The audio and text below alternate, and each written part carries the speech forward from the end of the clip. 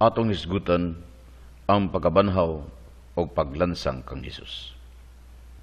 Naay pundok naglimod sa pagabanhaw ni Kristo. Sila nagasangyaw nguman siyang kamatayon, si Kristo nabanhaw isip di makita nga espiritu o walay lawas. Sa pagsangyaw ni ini, ilang gilimod ang mga pulong ni Hesus Kristo nga nagsulti sa iyang mga apostolis. May tungod siyang lawas human sa iyang pagkabanhaw. Lucas Kapitulo 24, versikulo 36 hangtod 43. Samtang nagsugilon pa sila niini, mitungha ang Ginoo sa taliwala nila og mingon, ang kalinaw maguban kaninyo. Nakurat sila og nalisang og naguna-una nga nakakita sila og multo. Apan miingon siya kanila, nganong nabalaka man kamo? Nganong nagduha-duha kamo? Tan-awan ninyo ang ako mga kamot og mga tiil. Ako gayud kini. Hikapa ako og makita ninyo, kay ang espiritu walay unod og mga bukog, sama sa nakita ninyo nga niya kanako. Gisulti niya kini og iyang ipakita kanila ang iyang makamot og mga tiil. Apan wala gihapon sila makatuo og hilabihan ang ilang kahibulong apan nalipay sa ilang nakita. Busa gipangutana sila ni Jesus, "Do na ba kumoy makaon dinhi?" Og ihatagan nila siya usa ka bok sinugbang isda og gidawat kini ni Jesus og gikaon niya sa ilang atubangan. Lahi nga teksto, Juan Kapitulo 20, versikulo 26 hangtod 28. Human milabay ang usa ka semana, nagtigom na usab ang mga tinun-an sulod sa lawak og uban na kanila si Tomas. Gitrangkahan ang mga pultahan apan mitungha si Jesus og mitindog sa taliwala nila og mingon, "Mainyo ang kalinaw." Unya miingon siya kang Tomas, "Tan-awa ang akong kamot og hikapa kini. Hikapa usab ang samad sa akong kilid, tuo og ayo na pagduha-duha." Si Tomas miingon kaniya, "Ginoo ko og Dios ko." Makapangagpas kita nga kining pundok mulimod sa mga testimonya dili lamang sa mga ebanghelyo, apil na dinhi ang 11 ka mga apostolis nga nagpamatuod nga sa pagkabanhaw ni Jesus na siya lawas. Dili lamang kay gilimod ang lawas ng pagkabanhaw ni Jesus, kundi apil na dinhi ang pagka-Diyos ni Kristo sa diha nga si Tomas mingon sa atong nabanhaw nga Ginoo, "Ginoo ko og Diyos ko." Ang sikta miingon nga si Lucas og ang 11 ka mga apostolis mga bakakon og ang balaang kasulatan nagsulti og bakak sa pagsulti sa maong testimonya. Kining ilang paglimod sa Biblia gibase sa ilang deception og minugnang pagpangilad aron sa pagsuporta silang sayop og bakak nga pagtulunan. Mingon ang maong pundok nga ang nabanhaw nga Kristo nagpakita nga naay lawas aron ang iyang mga disipulos makakita kaniya. Sa ilang pagduso niini, ilang gihimong bakakon si Jesus. Din si Jesus nagsulti nga ang espiritu walay unod og bukog sama sa inyong nakita. Si Jesus nagsulti nga ang ilang nakita dili ilusyon. Ang pagsangyaw nga si Kristo nabanhaw nga naay lawas o sa lamang ka ilusyon o sa kapanghimakak sa kamaturan og mao na ni ang ilang pagtulunan. Laing problema nga gatubang nila mao ang may tungod sa lawas ni Kristo. Din sila nagsangyaw nga si Jesus mobalik sa kalibutan sa 1874. Og tuon kay si Kristo espiritu man dili siya makita. Pero kung si Kristo nabanhaw, nagbato ni anang ilang gitawag nga materialized body, aron lang ang iyang mga apostolis makakita kaniya.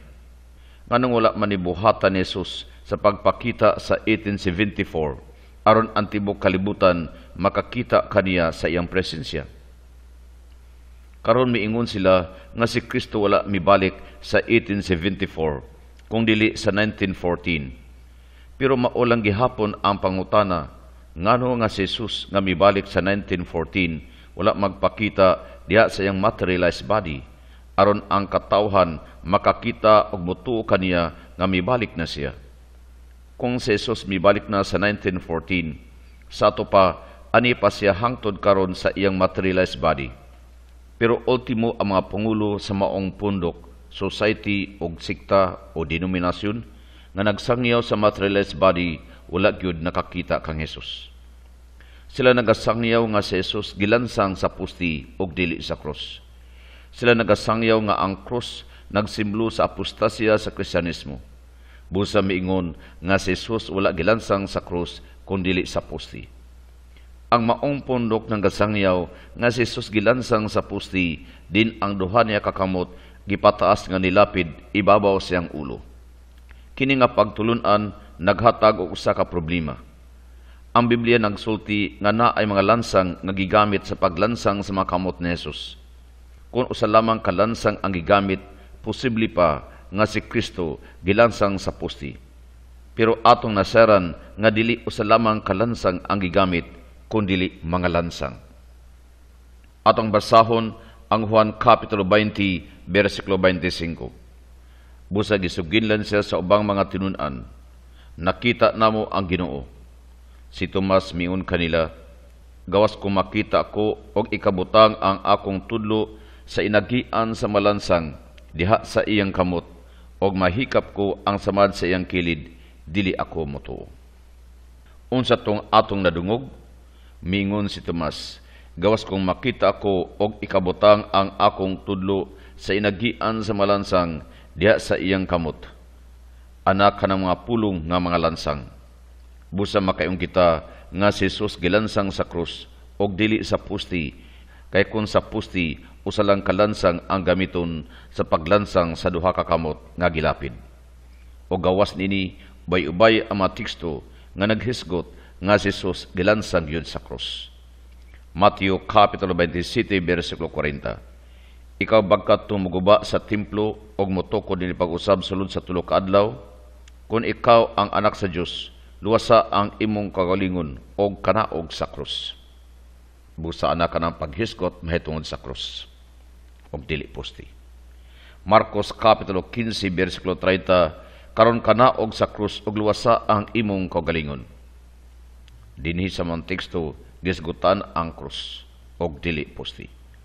Juan Kapitulo 19, versikulo 19, nagsulat si Pilato og pahibalo og ipabutang nila kini sa krus ni Jesus. Ang iyang gisulat mao kini, Jesus nga taga Nazaret, ang hari sa mga Hudiyo. Ug dinhi na pod gisgutan ang krus. Din si Kristo gilansang. 1 Korinto Kapitulo 1, versikulo 17, si Kristo la magpadala kanako aron ako mamunyag, kung aron magsangyaw sa maayong balita. Wala nako gamita ang mga pulo nga lisod sabton, aron dili mawagtang ang gahom sa kamatay ni Kristo didto sa krus. Sa mga teksto, anang paghisgot mahitungod sa krus. Filipos Kapitulo 3, versikulo 18, gisultihan ko na kamo ni ini sa makadaghan, o karon subliun ko kini sa pag-ingon, uban sa mga luha. Daghan kayo ang nagkinabuhi nga zakwahi sa katuyuan sa kamatayo ni Kristo sa krus. Dinhi ana ang paghisgot sa krus o walay paghisgot sa pusti.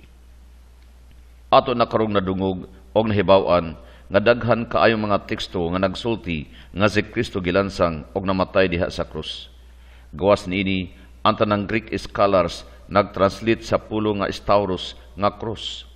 Pero ang maong society, denominasyon, sikta, grupo, sila lang gyud ang nag-inusara nga naghubad sa stauros nga posti. Ang magtutukod sa among organisasyon nagtudlo nga si Kristo gilansang sa krus. Si Charles T. Russell ang magtutukod sa among organisasyon nagtudlo nga si Kristo gilansang sa krus. Og si Joseph Rutherford nga mo'y mipuli kanya na ay illustration kang Hesus Kristo nga gilansang sa krus o kini makita isang libro nga Creation sa 1927 o makita usab sa iyang mga laing libro nga Harp of God sa 1927 o sa laing libro nga Reconciliation sa 1928. Busak kun ang maong pundok ng gasangyaw silang pagtuo nga si Kristo gilansang sa pusti. Ila di ang giusab ang ilang doktrina o pagtulunan og nasad kita nga mao magidning ilang ginahimo nga mag-usab-usab silang pagtulunan sa dagan sa kapanahunan. Sa tinud gyud ilang giusab ang ilang pagtulunan nga si Kristo gilansang sa krus ngadto sa gilansang siya sa pusti og si Joseph Rutherford ang naguna sa pag-usab sugod sa 1936. Busa ang pangutana, kinsa may atong tuuhan nga si Kristo gilansang sa krus? Ang Biblia o si Joseph Rutherford nga sa sinugdanan nagtuo nga si Jesus gilansang sa krus pero iyang giusab sa 1936 nga si Kristo gilansang sa poste? Kinsay atong tuuhan?